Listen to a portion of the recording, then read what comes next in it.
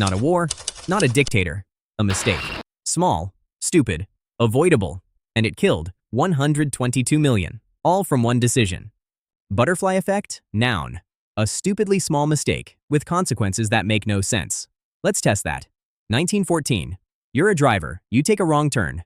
That's it. No explosion, no big decision, no warning. Just a guy with a sandwich and a gun. That wrong turn became this. June 28th, 1914. You're about to make the most expensive navigation error in human history. Your name is Leopold Loka, or in some accounts, Franz Urban. Historians argue about your name, which is ironic because what you're about to do will be the most famous driving mistake in the history of the planet. You are driving the Archduke Franz Ferdinand, the man who, if he survives today, might personally prevent a world war, through the streets of Sarajevo. There has already been one assassination attempt today.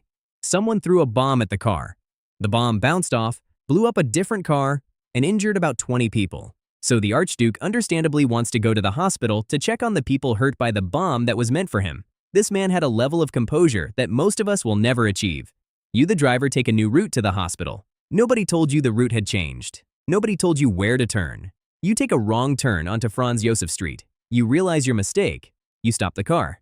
You begin to reverse. And right there, right at that exact spot where your car has stopped leaning against a wall, is Gavrilo Princip, one of the assassins, who had by this point given up for the day. He was literally just eating a sandwich. He pulls out his pistol, fires twice, and with those two bullets fired from a distance of approximately 5 feet, he kicks off a chain of events that will kill conservatively 37 million people. And it all started because you took a wrong turn. Nice work, buddy. Okay, bro, let's talk about what actually happened here. Because the Sarajevo assassination is always taught like it was this grand, inevitable historical moment. Like the universe looked at Franz Ferdinand and said, yeah, your time is up, king. But the actual story is so much more embarrassing than that. There were 6 assassins stationed along the route. That is more assassins than most wars have generals. The group was called the Black Hand, which is a certified, unhinged name, and I respect it. Assassin number 1, Mehmed Bashic. He has a bomb. He does nothing. He says a police officer was standing too close. Assassin number 3, Chabrinovich. This guy throws the bomb, gets arrested immediately, tries to swallow a cyanide capsule, and then jump into the river to make sure he's dead. The cyanide was expired. The river was 4 inches deep. The man tried to die twice in 30 seconds and failed both times. He was arrested, alive, embarrassed, and wet. What a Wednesday. Assassins 4, 5, do nothing. The motorcade is now speeding up. The moment passes. By the time the motorcade reaches City Hall, everyone assumes the assassination attempt is over.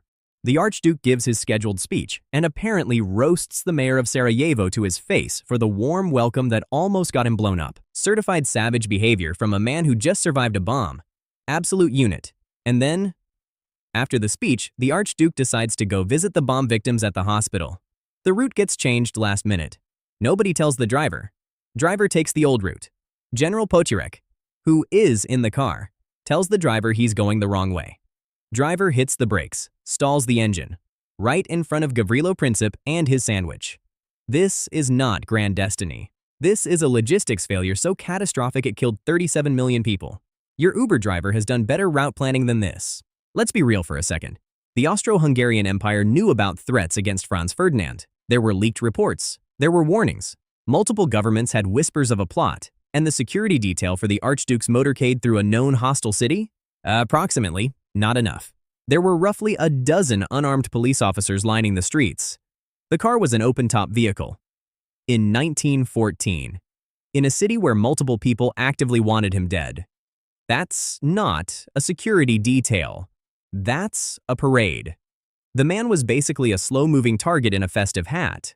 And when the bomb was thrown and the first attempt failed, nobody rerouted the motorcade. Nobody called it off. They said, quote, "The situation is under control." The situation was not under control. Here's where it gets truly horrifying. Because the assassination alone didn't cause World War I. What caused World War I was every single powerful person in Europe responding to the assassination in the dumbest possible way. Austria-Hungary blames Serbia. Serbia says, yeah, not us. Also, please don't attack us. Austria-Hungary sends Serbia a list of demands so humiliating that it was basically designed to be rejected. Serbia accepts most of the demands. Most. Austria-Hungary says, close enough, we're invading. Russia, who backs Serbia, mobilizes its army. Germany, who backs Austria-Hungary, mobilizes its army. Germany declares war on Russia. France is allied with Russia, so Germany declares war on France too. Germany invades France through Belgium. Britain is allied with Belgium. Britain declares war on Germany. In 37 days, from one wrong turn to a continental war. That is some genuinely impressive catastrophic stupidity. The butterfly had a great kill streak. World War I ends in 1918, 37 million dead, and the world sits down and says, okay, how do we make sure this never happens again? The answer they came up with was the Treaty of Versailles, and if the assassination was the spark, the Treaty of Versailles was the gasoline they poured on the ashes. Germany was blamed for everything. Germany was fined the equivalent of roughly $442 billion in today's money. Germany's military was gutted. Germany's territory was carved up and handed to other countries. Germany was humiliated. And in that humiliated, economically devastated, furious Germany, a man named Adolf Hitler found a very receptive audience. World War II, 70 to 85 million deaths. The Holocaust, 6 million Jews and millions of others. Roma, disabled people, political prisoners, Soviet civilians, systematically murdered. All of it. All of it. Traceable in a straight, embarrassingly straight line. Back to a driver who didn't know which street to take. One wrong turn, 122 million deaths. Give or take. The answer to what's the smallest mistake that ever killed the most people is a GPS error from 1914. Real quick, let's talk about that sandwich. Because historians have actually debated what Princip was eating. The general consensus is a deli sandwich from Schiller's Delicatessen. Some accounts say it was just a coffee and pastry. The exact food item that was present at the moment World War I was triggered. We don't know. This is information we simply do not have. There is a cafe in Sarajevo today, near the assassination site, that has reportedly named a sandwich after Princip. Because why not sell sandwiches at the location where a sandwich-adjacent event started 2 world wars? Historians are still upset about this. The sandwich, presumably, is delicious. Here's a detail that will genuinely make you angry. When Franz Ferdinand was shot and began bleeding, his jacket was so tight, his uniform so stiff and formal, that the doctors couldn't get it off fast enough to treat his wounds. They were apparently afraid to cut the imperial jacket. Because it was a military uniform.